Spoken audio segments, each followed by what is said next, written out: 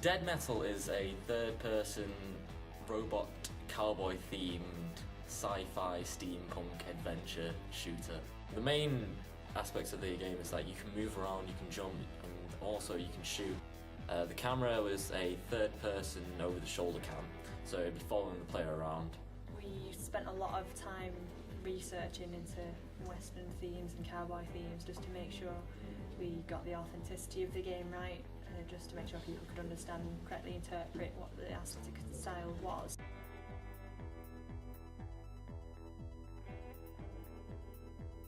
For my personal process, I used the thumbnailing process at the start, which is just making very vague silhouettes of characters and then showing these to the team and they choose which silhouette they like, refining those concepts more and more and then clothing them and making sure the concepts are all exactly how everybody wants them to be before we begin any sort of actual production of the characters.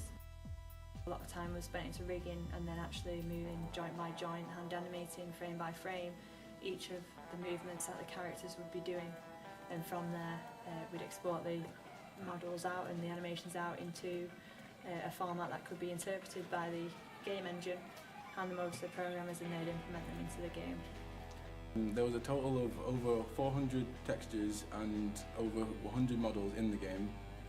I worked closely with the lead artist to make sure all the art worked correctly in the game, and as a lead programmer I worked on all parts of the game. I had to write scripts, over 200 of them, to make sure every part of the game functioned as the player expected it to and as the level designers, the game designers wanted it to.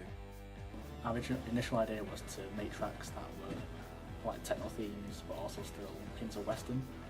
So before this we had gathered a large amount of research from other games and also films. So games like Ratchet and Clank and Borderlands, some good examples, and also like Paul, because they have a lot of like techno-based music. So different levels would have different play styles. So for certain arenas we need faster, more upbeat tracks. We have these vending machines which find pleasure buffs what's used, and so to allow players to locate these, we had like audio clips that were an ear effect. So when a player hears this and then adds it closer to that sound's origin, the sound would get louder. So hopefully players running through the levels would hear it, move closer to it, then get the buff. Dead Metal takes place in a far-flung corner of the galaxy where there's mineral wealth, and these robots have been sent to mine this wealth and then send it back to the Lone Star Mining Corporation's base.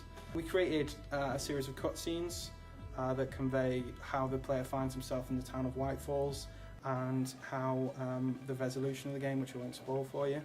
Each character has got a unique personality. It's based around the robotic Wild West aesthetic, so they'll have characteristics of both. So for example, one of the player characters, Dr. Botsworth, he is a snake oil salesman and has this kind of conniving personality, but then he's very robotic as well. The core experience that we wanted to produce is there, which is a fun multiplayer game.